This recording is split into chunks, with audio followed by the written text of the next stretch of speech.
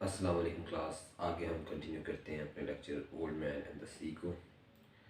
Last time हमने वो वहाँ तक पढ़ा था कि जब ओल्ड मैन को एक परिंदे की लाश मिली थी, उसको टुकड़े मिले थे, तो उसने सी को बुरा भला कहा था और उसको फील हुआ था कि सी जो है वो जालिम है, जालिम जो है वो खातून की माने उसने उसको पर्सोनिफाई किया था। From where he swung lightly against his oars, he looked down into the water and saw the tiny fish that were colored like the trailing filaments and swam between them. And under the small shade, the bubble made as it drifted. क्या कहते हैं, उसने जब उसने नीचे देखा तो जो ब्लैडर था उसकी जहाँ पे नीचे पीछे फिलामेंट्स जा रहे थे, उनके नीचे उसको छोटी छोटी मछलियाँ नज़र आ रही थी जिनका रंग वही था जो कि उस ब्लैडर का था। ठीक है, और वो उस बबल के शेड के अंदर चल रहे थे।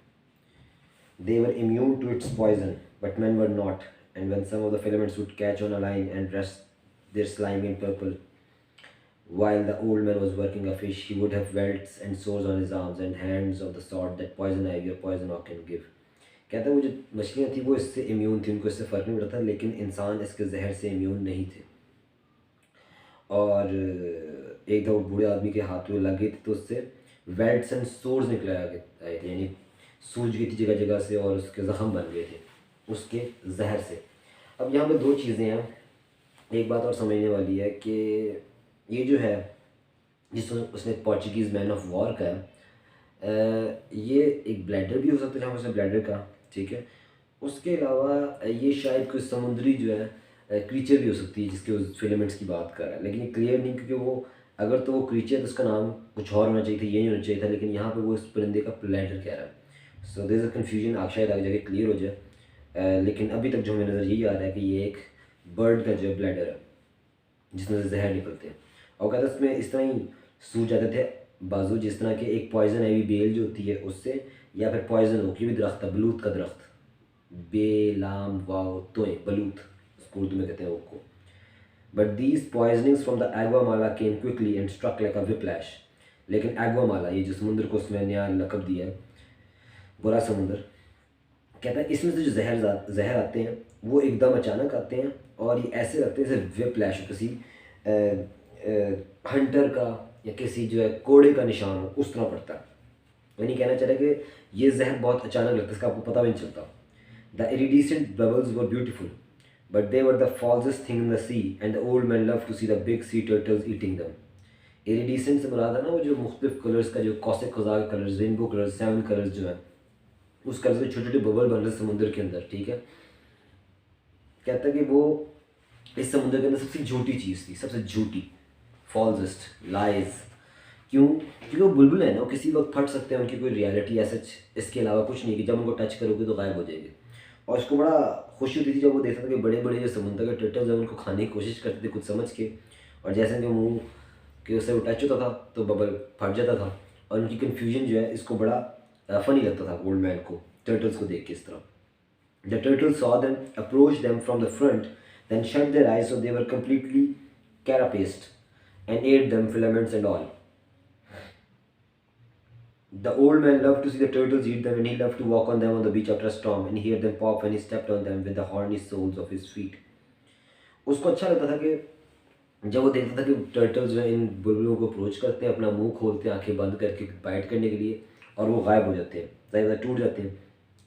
और उसको अच्छा लगता था जब टर्टल्स सी शोर, साहिल के ऊपर जब पड़े होते हैं और उनके ऊपर ही कदम रखता है तो उनकी जो शेल्स जब उसके पैरों में जो टूटती हैं तो उसकी आवाज़ जो है जो एक पॉप की तरह आती है, वो उसको जो है बड़ी पसंद थी। ठीक है, अब अगर हम नॉर्मल आज के पॉइंट ऑफ व्यू से देखें तो ये एनिमल राइट्स की वायलेशन है कि जानवरों को मारने को किस तरह एक प्लेयर की फॉर्म में ले रहा है कि जानवरों को कत्ल कर रहा है। लेकिन यही वो चीज़ दिखाना चाह रहा है कौन? राइटर। राइटर ने कहा था कि मैं रियल पीपल शो करूँगा, और रियल पीपल ऐसे हैं, मछेरे वगैरह, they are used to these creatures every day.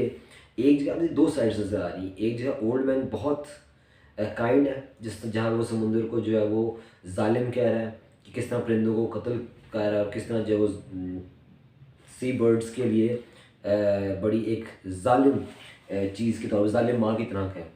लेकिन दूसरी तरफ वो इस तरह खुद जानवरों को मार भी रहा है, नुकसान भी पहुंचा रहा है। तो ये एक कॉन्फ्लिक्ट है उसकी पर्सनैलिटी में जो हमें नज़र आ रहा है। और रियल पीपल ऐसे ही होते हैं। People are neither good, they are neither bad, they are neither saints, they are not the whole devil. They are the in between. They are the mix of those two things. They are neither black nor white. They are grey. ठीक है, वो अच्छे भी हैं बुरे भी हैं, किसी के लिए अच्छे हैं किसी के लिए बुरे हैं। तो रियल पीपल इस तरह के होते हैं, यही वो पोर्ट्रे करने की कोशिश कर रहा है राइटर। अच्छा, कैरापेस्ट कहते हैं महफूज। जब उसने कहा ना कि सो दे वर कम्प्लीटली कैरापेस्ट, वो अपनी आंखें इसलिए बंद करते थे टर्टल ताकि वो महफूज रहें, यानी खाना खाते हुए आंखें बंद कर लेते थे। खैर, he loved green turtles and hawksbills with their elegance. उसको सब्ज टर्टल, कछुए एंड हॉक बिल्स जो है ना, ये भी कछुए की टाइप है लेकिन उनकी ज़रा ना आगे से मुंह इस तरह का होता है। उसको बड़े पसंद थे उनकी एलिगेंस, नज़ाकत की वजह से, एंड स्पीड, अपनी रफ्तार की वजह से, एंड द ग्रेट वैल्यू, और उनकी कीमत की वजह से। And he had a friendly contempt for the huge stupid logger heads. लेकिन उसको बड़ी हकारत थी, कॉन्टेम्प्ट हकारत थी किन से? ह्यूज, बड़े बड़े, स्टूपिड, बेवकूफ़ लॉगर हेड्स भी जो हैं ये भी एक टर्टल की टाइप है, लेकिन ये बहुत बड़े बड़े होते हैं और बड़े स्लो होते हैं। Yellow in their armour plating, और उनके ऊपर जो ढाल होती है, जो उनकी ऊपर शेल होती है, वो बड़ी आर्मर स्ट्रॉन्ग होती है, येलो कलर की। Strange in their love making and happily eating the Portuguese man of war with their eyes shut. अच्छा, पोर्चुगीज मैन ऑफ वॉर वही जो या तो क्रीचर है या फिर वो असल में किसी बर्ड का ब्लैडर है, ये उनकी बात करें कि उसको भी खाने की कोशिश करते हैं ब्लैड, ये जो टर्टल्स हैं, ठीक है। और कहते हैं इनको बड़े अजीब लगते हैं जब ये काम करते थे। He had no mysticism about turtles, although he had gone in turtle boats for many years. उसको मिस्टिसिज्म से मुराद ये है कि वो उसके मुतालिक कोई उसको तवाहम परस्ती थी टर्टल्स के बारे में। वरना होता है कि सीख में मुख्तलिफ क्रीचर्स के बारे में मुख्तलिफ तवाहम परस्तियाँ होती हैं, मुख्तलिफ सुपरस्टिशन होती हैं। उसको इन टर्टल्स के बारे में कोई तवाहम परस्ती नहीं थी, कोई सुपरस्टिशन नहीं थी। हालांकि वो कई साल तक इनका शिकार करता रहा था, बड़े करीब से इनको देखा। He was sorry. He was sorry for them all, even the green trunk backs that were as long as the skiff and weighed a ton. उसको जो है उसको सबसे जो था ना एक अफसोस था, सबसे एक हमदर्दी तमाम इन टर्टल से, और उनसे भी जो ट्रंक बैग्स है, ट्रंक बैग्स भी एक टाइप है जो बहुत बड़े, इतने बड़े जितनी कश्ती थी उतने बड़े, ठीक है। उसकी कश्ती इतनी लंबी थी, समझ लें कि 6-7 फुट, इतने बड़े जो टर्टल्स थे, ठीक है। उनसे भी इस तरह के होते हैं बड़े बड़े, कहता है उनसे भी इसको हमदर्दी थी, और जिनका वज़न टन का होता था। Most people are heartless about turtles because the turtle's heart will beat for hours after he has been cut up and butchered. कहता है काफ़ी लोग जो है टर्टल्स के बारे में बड़े बेरहम हैं, क्योंकि टर्टल का दिल घंटा बाद भी धड़कता रहता है जब उसको काट भी दिया आपने।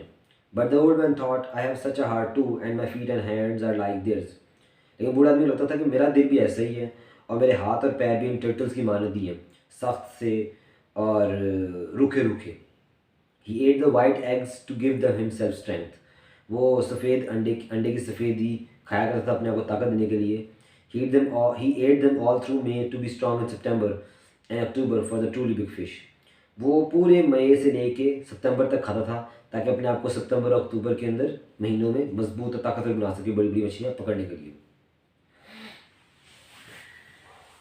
अच्छा जी, he also drank a cup of shark liver oil each day from the big drum in the shack where many of the fishermen kept their gear. और शैक में जो झोंपड़ी थी वहाँ से वो रोज़ एक कप शार्क लिवर ऑयल भी पिया करता था अपने आप को ताकत देने के लिए और गर्मी देने के लिए। शार्क लिवर ऑयल जो है बहुत गर्म होता है, तो ठंड आपको नहीं लगती, एनर्जी आती है। It was there for all fisherman who wanted it. वो शार्क लिवर ऑयल वहाँ पड़ा होता था तमाम मछलियों के लिए, जो मर्जी आके उसको पी सकता है। Most fisherman hated the taste. ज़्यादातर मछलियों को उसका टेस्ट नहीं पसंद था, अजीब सा होता है, कसैला सा, कड़वा सा, स्मेल बड़ी तेज़ होती है।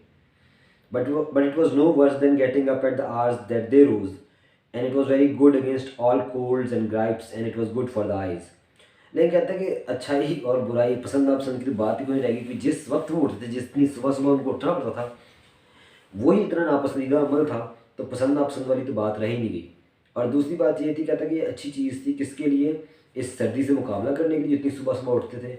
और ग्राइप्स कहते हैं ज़ुकाम, बुखार, नज़ला वगैरह, उससे भी हिफाजत करता था, और उसके अलावा आंखों के लिए भी अच्छा था, उसकी नज़र इस वजह से तेज़ थी। Now the old man looked up and saw that the bird was circling again. अब बूढ़े आदमी ने ऊपर देखा और देखा कि परिंदा फिर जो है गोल गोल घूम रहा है। He has found fish, he said aloud. No flying fish broke the surface and there was no scattering of bait fish. मुझे कहा लगता है इसको मछली मिल गई है, लेकिन अब की बारी कोई फ्लाइंग फिश समुद्र से बाहर ना निकली, और ना ही उसने कोई बेट फिश जो चारे वाली मछलियाँ उनको बखेरा उधर। But as the old man watched, a small tuna rose in the air, turned and dropped head first into the water. अब वो देख रहा था तो एकदम से एक छोटी टूना फिश समुद्र से बाहर निकली, यूं के घूमी और फिर यूं नीचे पानी के अंदर चली गई.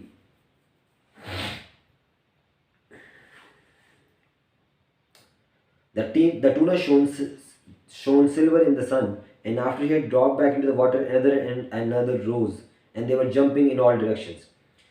वो जो टूना थी वो सिल्वर चांदी की तरह चमकी सूरज के अंदर, वापस जब गई तो उसके बाद एक और आई, फिर एक और आई, फिर सब कई टूना फिश जो है बाहर निकल के वापस अंदर जा रही थी. हर डायरेक्शन में, हर सिमत में वो उठ रही थी और गिर रही थी. चर्निंग द वाटर, ऐसे रहते जैसे वाटर को चर्न कर रही है. चर्न कहते हैं जैसे लस्सी बनाते तो अभी उनके बीच में मदानी नहीं फेरते घुमाते, तो वो जो उसका फेंटना है उसे चर्न कहते हैं. तो ऐसा लगता है पानी को इस तरह फेंट रही हूँ. Churning the water and leaping in long jumps after the bait. ऐसा लग रहा था कि जो उसके मुख्तलिफ जो उसने चारे फेंके हुए थे, उसने रस्सी साथ उसकी तरफ अटैक कर रहे हैं. They were circling it and driving it. वो उसके इर्द गिर्द घूम रहे थे और जो खाने की कोशिश कर रहे थे. ड्राइविंग यानी उसकी तरफ मूव कर रहे थे. If they don't travel too fast, I will get into them, the old man thought, and he watched the spool working the water white and the bird now dropping and dipping into the bait fish that were forced to the surface in their panic. जब बेट fish से क्या मुराद है कि उधर समुद्र में और भी मछलियाँ थी टूना फिश के अलावा छोटी छोटी, जो कि ना बर्ड के काम की थी इतनी ऐसा, ना ही इसके काम की थी, लेकिन उस मछली की वजह से बकाया टूना फिश आती है. टूना फिश जो है बड़ी महंगी बिकती है, उसकी प्राइस ज़्यादा होती है. खैर वो ये बात कर रहा है कि उसने देखा कि उसने सोचा कि ये ज़्यादा तेज़ ना गए तो मैं इस स्कूल ऑफ फिश के दरमियान पहुंच जाऊँगा. अगर मैं अपनी कश्ती चलाता रहा और ये नीचे जिस तरह ऊपर उछल रहे हैं उनके दरमियान अगर मैं आ गया तो फिर मैं कोई ना कोई मछली पकड़ लूँगा. The bird is a great help, the old man said.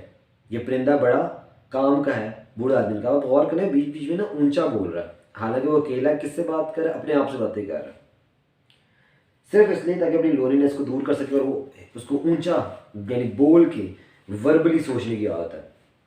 Just then the stern line came taut under his foot. फिर अचानक जो स्टर्न वाली साइड पे उसकी रस्सी थी, लाइन थी, जो उसने अपने पैर की तमाम रस्सियाँ ना के ऊपर उसने पैर रखा हुआ था, एकदम से इट बिकेम टॉट. टॉट से मतलब टाइट हो गई, ठीक है, सख्त हो गई, तन गई. Where he had kept a loop of the line, and he dropped his oars and felt the weight of the small tuna shivering pull as he held the line firm and commenced to haul it in. उसने महसूस किया, पैर अपनी चप्पू छोड़े, महसूस किया किस तरह से हिल रही है, ठीक है, और उसको मैंने शुरू कर दिया टू हॉल इन, घसीटना अंदर, आहिस्ता आहिस्ता घसीटना शुरू कर दिया कि उसको जो शिवरिंग महसूस होती है जैसे कोई सारा टूना फिश है और वो जो वहाँ पे कांप रही है और जान छुड़ाने की कोशिश करी है. The shivering increased as he pulled in, and he could see the blue back of the fish in the water and the gold of his sides before he swung him over the side and into the boat. वो जब खींचते खींचते करीब लेके आया, उसको नजर आया कि मछली ऊपर से निकली थी और उसकी साइडें जो थी वो गोल्डन कलर की थी. अब सिर्फ ये लगा था उसको खींच के वो ऊपर शिप के कश्ती के अंदर ले आए. He lay in the stern, the sun compact and bullet shaped, his big unintelligent eyes staring as he thumbed his life out against the planking of the boat with the quick shivering strokes of his knees fast moving tail. अच्छा वो उसको उठा के कश्ती के अंदर ले आया, ठीक है, और वो अपनी दुम जो है यूँ माना शुरू, उसकी अनइंटेलिजेंट आइज यानी उनकी आंखों के अंदर कोई इमोशन नहीं था, ठीक है, और जिस तरह इस तरह उसकी ज़िंदगी निकल रही थी उस तरह ही वो लंबे तख्तों पर अपनी दुम मार रही थी. और दूसरी तरफ ओल्ड मैन उसके सर पे डंडे मारता. Old man hit him on the head for kindness and kicked him. और बूढ़े आदमी ने उसको डंडा मारा उसकी रहम दिली में कि ये इस तरह जो सांस रुक के मारा उससे बेहतर है कि इस तरह डंडा मार के एक झटके में इसको मार दो. और उसको ठुड्डा मारा, किक किया, ठीक है, टांग मारी. His body still shuddering under the shade of the stern. और उसका जिस्म जो है अभी भी कांप रहा था मछली का स्टर्न की शेड की नीचे. छोटी सी मछली थी. Albacore, he said aloud, he'll make a beautiful bait. He'll weigh 10 pounds. कहते हैं तो एल्बाकोर मछली है और ये बड़ा अच्छा चारा बन सकता है, ठीक है.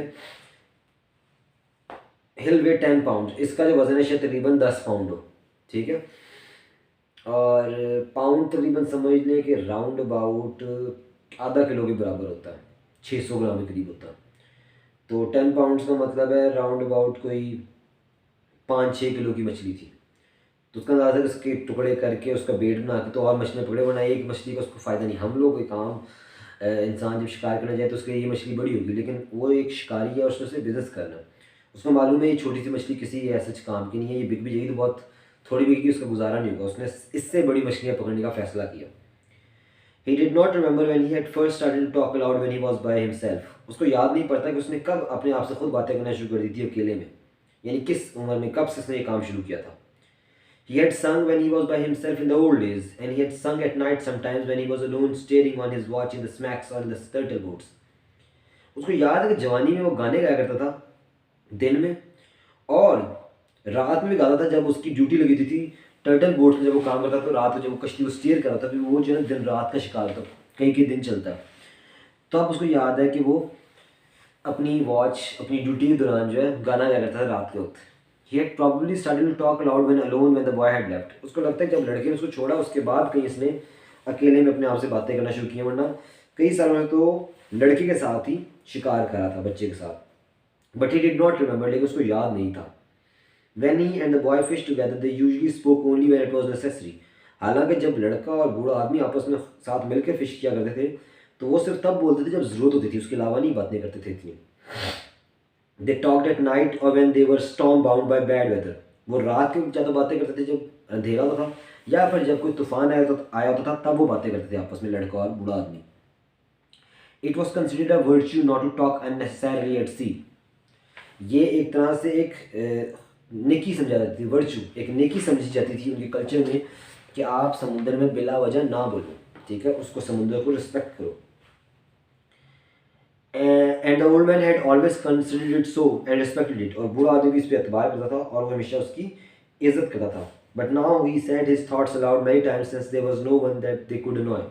लेकिन अब जब वो अकेला था उसको पता था कि वो किसी को अनॉय नहीं कर सकता इतना बोल के, तो वो काफ़ी ऊंचा ऊंचा बोला था। उसको मालूम था कि दूर दूर तक कोई और कश्ती मौजूद नहीं है और कोई और मछलियाँ, उसका माइंड नहीं करेगा कि तुम्हारे बोलने से मेरी मछलियाँ दौड़ गई है, तुम्हारे शोर करने की वजह से मछलियाँ जो है चली गई। अब वो अकेला था उस इलाके में, इसलिए उसको कोई डर नहीं था। If the others heard me talking out loud, they would think that I am crazy, he said aloud. फिर उसने ऊंचे आवाज़ में कहा, अगर बाकियों ने मुझे इस तरह सुन लिया ऊंचा बोलते हुए तो उनको लगेगा कि जैसे मैं पागल हूँ। But since I am not crazy I do not care, लेकिन क्योंकि मैं पागल नहीं हूँ मुझे फ़र्क नहीं पड़ता। And the rich have radios to talk to them in their boats and to bring them the baseball.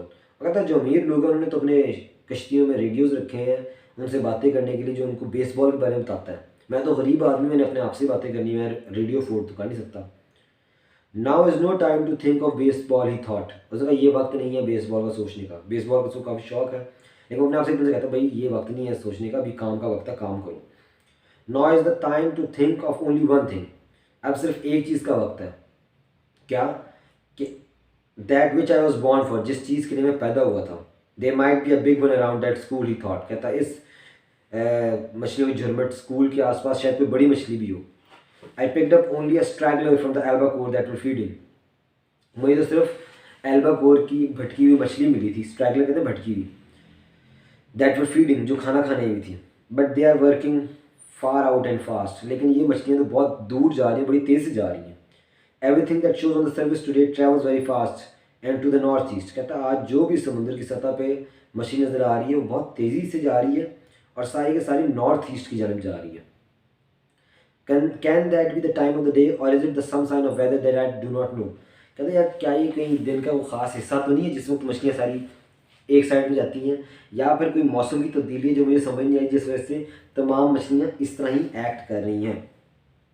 He could not see the green of the shore now, but only the tops of the blue hills that showed white as that they were snow-capped, and the clouds that looked like high snow mountains above them.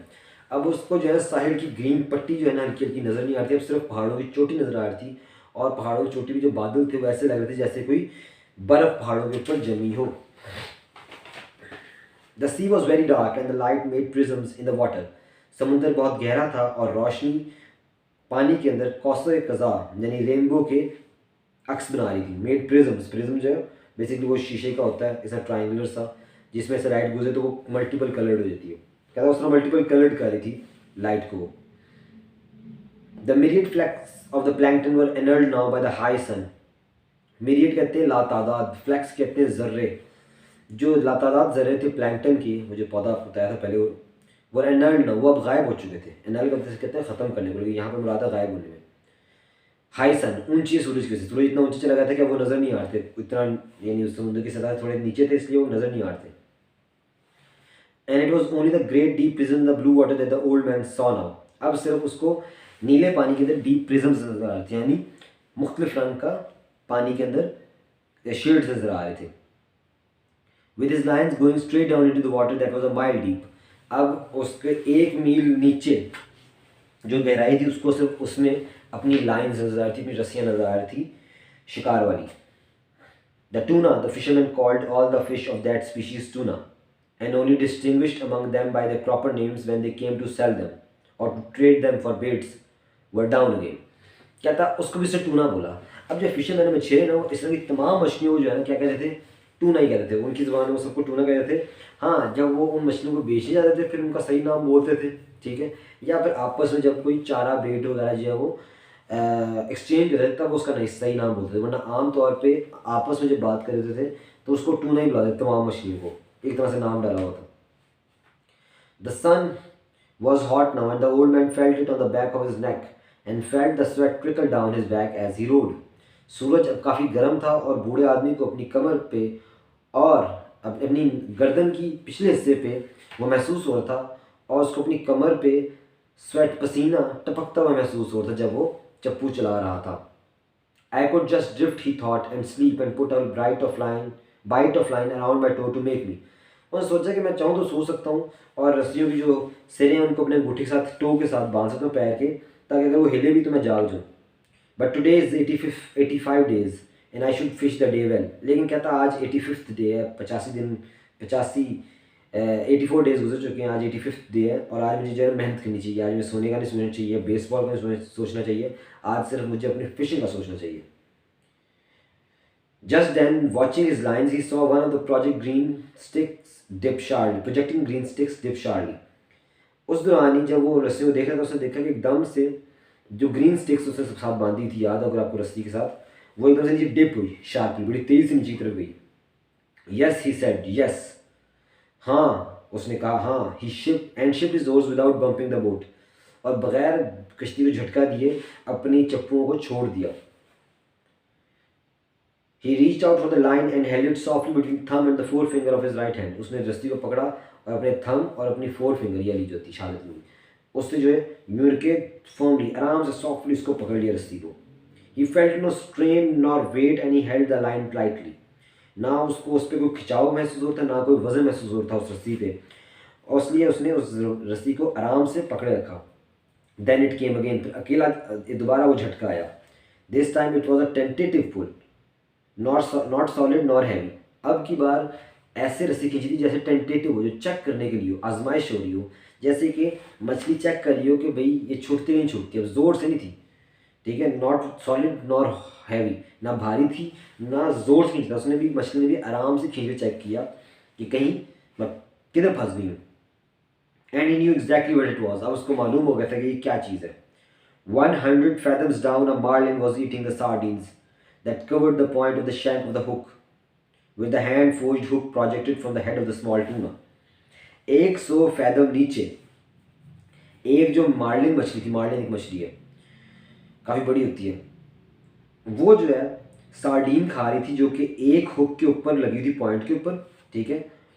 Shank of the hook, basically जो hook होता है ना वो यूँ होता है hook, अगर आपको नज़र आ रहा है तो एक तो ये कांटा है, उसके अलावा ना यहाँ पे भी एक अलग से हुक निकला होता है ना, मुख्तलिफ जो निकला, तो इधर से एक लगाई हुई थी sardine.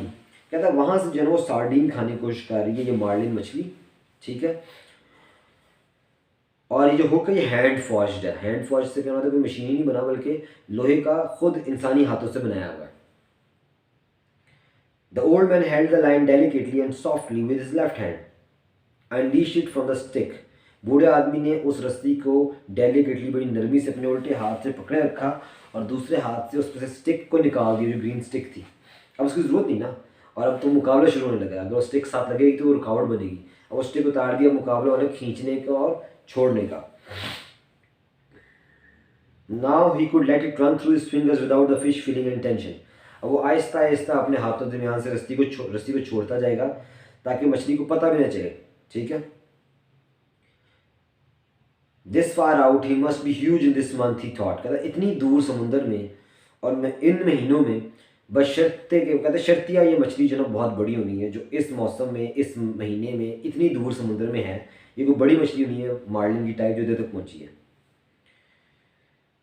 Eat them fish eat them, फिर दिन में सोचते कि खाओ मछली, इसको खाओ, प्लीज़ ईट देम, खाओ इनको please, how fresh they are, कितनी ताज़ा हैं, and you down there 600 feet in that cold water in the dark, और तुम नीचे 600 फीट दूर, ठीक है, 600 फीट नीचे जो है समुंदर के ठंडे पानी के अंदर अंधेरे में मौजूद हो। Make another turn in the dark and come back and eat them, उस अंधेरे में बेशक घूम के दोबारा हो, लेकिन उसको दोबारा खाओ, अच्छी तरीके से खाओ कि तुम्हारे गले में ये हुक अड़ जाए, अभी तक हुक अड़ा नहीं है। अच्छा एक और बात यह है कि देखिए इसने कहा 600 फीट, ऊपर हमने पढ़ा था 100 फैदम, इसका मतलब हमें पता चल गया कि 600 feet is equal to 100 fathom, इसका मतलब 1 फैदम के 6 फुट होते हैं, मैंने कल बताया भी था, ठीक है। 12 इंचज़ का 1 फुट, और 3 फीट का 1 यार्ड, और 6 फीट का फैदम या फिर 2 यार्ड्स का 1 फैदम, ठीक हो गया। अच्छा जी, he left the light delicate pulling, and then a harder pull when a sardines head must have been more difficult to break from the hook. Then there was nothing. उसने आहिस्ता आहिस्ता रस्सी को खिंचता हुआ महसूस किया, फिर एक ज़ोर से हार्डर पुल महसूस की कि सार्डिन की जो हेड है ना, उसको किसी ने हुक से तोड़ने की कोशिश की मछली ने, और उसके बाद फिर कुछ भी नहीं हुआ, कोई रस्सी हिलना बंद हो गई। Come on said the old man said aloud, आ जाओ, बूढ़े आदमी ने ऊंची आवाज में कहा। Make another turn, just smell them, दोबारा वापस आओ, दोबारा सूंघो इनको। आरंट दे लवली, क्या ये लजीज नहीं है? ईट दम गुड नाउ, इनको अच्छे से खाओ। And then there is the tuna, फिर इसके बाद टूना की मछली भी तो है, वो भी तो खाओ।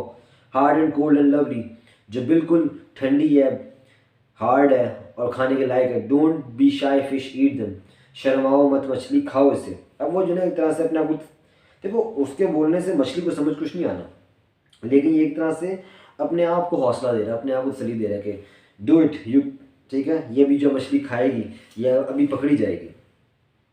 He waited with the line between his thumb and his finger, watching it and the other lines at the same time, for the fish might have swum up or down. Then came the same delicate touch again. वो उस तरह ही अपने अंगूठे और उंगली दरमियान में line पकड़े इंतज़ार करता रहा, ठीक है, उसको देखता रहा, और साथ बकाया जो रस्सियाँ उनको भी देख रहा था कि शायद हो सकता है कि मछली कहीं ऊपर नीचे ट्रैवल करके कहीं दूसरी लाइन को जाके अटैक ना कर दे। फिर अचानक उसको दोबारा वही नाजुक सी टच, डेलिकेट टच सी टच महसूस हुई, जैसे हल्की सी रस्सी दोबारा हिल गई। He'll take it, the old man said aloud. God help him to take it. ये ज़रूर खाएगा, बूढ़े आदमी ने ऊंची आवाज़ में कहा, खुदा करेगा ये ज़रूर खाए इसको। He did not take it though, लेकिन उस मछली ने उसको नहीं खाया। He was gone and the old man felt nothing. वो मछली जा चुकी थी और बूढ़े आदमी को अब कुछ महसूस नहीं हो रहा था। He can't have gone, he said. Christ knows he can't have gone. वो मछली नहीं जा सकती, खुदा जानता है कि वो मछली नहीं जा सकती। क्राइस्ट से वैसे मुराद होता है हज़रत ईसा को कहते हैं, जीसस को, लेकिन क्योंकि उनके रिलीजन में, क्रिश्चियनिटी में, वो जीसस को जो है वो गॉड का बेटा समझते हैं, नाउज़ुबिल्लाह। तो खैर उनके कल्चर, उनके रिलीजन में चीज़ है, तो वो जब ये बोलते हैं ना कि ए खुदा, तो उसका मतलब क्राइस्ट का मतलब भी ए खुदा ही होता है। He is making a turn, वो ज़रूर वापस आएगी मछली। Maybe he has been hook before and he remember something of it, कहता है ये भी हो सकता है कि ये मछली पहले भी कभी किसी हुक में फंसी हो, इसलिए इसको इतनी अक्ल, इसलिए इतनी तेज़ इसको मालूम है किस तरह खाना और किस तरह भागना है। Then he felt the gentle touch on the line and he was happy, फिर उसको दोबारा रस्सी के ऊपर हल्की सी एक नाजुक सी छूना महसूस हुआ और वो दोबारा खुश हो गया। It was only his turn, he said, he'll take it, कहता मुझे मालूम था कि वापस आएगी, ये ज़रूर खाएगी इसको, अपने आप को तसल्लियाँ दे रहा। He was happy feeling the gentle pulling and then he felt something hard and unbelievably heavy. वो खुश था इस हल्की हल्की रस्सी के हिलने से, ठीक है। फिर उसको अचानक एक नाकाबिल यकीन सख्ती से और भार का एहसास हुआ जब रस्सी खींची। It was the weight of the fish and he let the line slip down, down, down, unrolling of the first of the 2 reserve coils.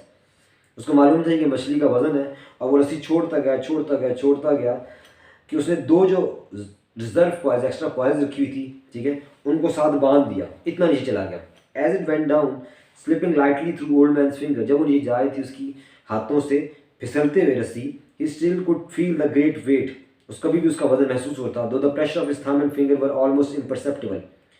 हालांकि उसका जो अंगूठे और उंगली का वजन था वो मछली महसूस नहीं कर सकती थी क्योंकि उसने बड़ा ढीला छोड़ा हुआ था। What a fish, he said, he has it sideways in his mouth now and he is moving of with it. कहता है वाह क्या मछली है, उसकी साइडवेज, उसके साइड पे हुक फंसा हुआ और उसके साथ साथ वो तैरती जा रही है। ठीक है, यानी वो नीचे की तरफ नहीं तैर रही, वो रस्सी खींच रही इसलिए वो किसी और तरफ जानिब मछली मूव करती जा रही है। Then he will turn and swallow it, he thought. कहता अगर यह वापस मुड़ के इसको निगल लेना, क्योंकि असल मकसद होता है हुक्का का सिर्फ मुंह में ना अड़े, जब निकले गले में जाकर फंसती ना, वहाँ से निकालना मछली के लिए नामुमकिन हो जाता है। तो कहता है कि अब ये जो इसको निगलेगी और ये वापस आएगी, इसको निगलेगी। He did not say that because he knew that if you said a good thing it might not happen। लेकिन इसने इस बात को ऊंचा नहीं बोला क्योंकि उसको मालूम था अगर आप अच्छी चीज़ को ऊंची आवाज़ में बोल देर अ चांस पे वो चीज़ें होती नहीं। जैसे हम लोग भी अक्सर शकी हो जाते हैं, सुपरस्टिशियस हो जाते हैं कि भाई मैं अभी नहीं बताऊँगा, आपको हो जाए फिर मैं बताऊँगा, ये ना नज़र लग जाए किसी की। तो ये भी वो वाला मामला है। बूढ़ा आदमी उसको ऊंचा कहना नहीं चाहता था कि ये ना हो कि फिर हो ना। He knew what a huge fish this was and he thought of him moving away in the darkness with the tuna held crosswise in his mouth। उसको मालूम था ये कितनी बड़ी मछली है और अंधेरे में वो किस तरह क्रॉसवाइज जो टूना फिश है वो किस तरह उसके मुंह में टेढ़ी फंसी हुई है। At that moment he felt him stop moving but the weight was still there। उसी लम्हे उसको महसूस हुआ कि मछली ने रुक गई है लेकिन उसका वजन अभी भी मौजूद था। Then the weight increased and he gave more line। फिर वजन और बढ़ा, उसने और रस्सी छोड़ी। He tightened the pressure of his thumb and finger for a moment and the weight increased and was going straight down। उसने एक लम्हे के लिए अपना अंगूठे और उंगली को टाइट किया, उसको महसूस हुआ कितना भार है मछली को, उसने दोबारा छोड़ दिया, उसको मालूम हो गया कि मछली नीचे की तरफ जा रही है। He has taken it, he said, now I'll let him eat it well। उसने ये चारा पकड़ लिया, अब मैं उसको अच्छे से इस मछली को खाने दूंगा। यानी उसका मकसद था कि वो पूरा खाए और जब निकले वो अंदर उसके गले में, हलक में या नीचे के स्टमक में फंस जाए, फिर ये उसको पकड़ेगा, शिकार के लिए ऊपर खींचेगा। आज हम यहाँ तक पढ़ते हैं। फर्दर इससे आगे हम नेक्स्ट लेक्चर में कंटिन्यू करते हैं। अच्छा, ये जब से फिश वाली बात है ये इसने पकड़ी है तब से समझने कि इसका अब ये जो थर्ड पोर्शन है ना नॉवल का वो स्टार्ट हो रहा है। ठीक है, अभी प्रॉपरली स्टार्ट नहीं हुआ लेकिन होने वाला ये, उसमें ट्रांजिशन हुई है जब अब सही एक्शन आना है कि किस तरह वो शिकार करता है मछली का। ठीक है, until next time I hope कि आप ये साथ साथ दोबारा इन चीज़ों को देखेंगे, पढ़ेंगे, और जिन वर्ड्स का मीनिंग ना समझ आए या कोई बात समझना है तो you can ask me in the comments, you can comment it there and ask me, I will answer the question that you may or may not have. ठीक है।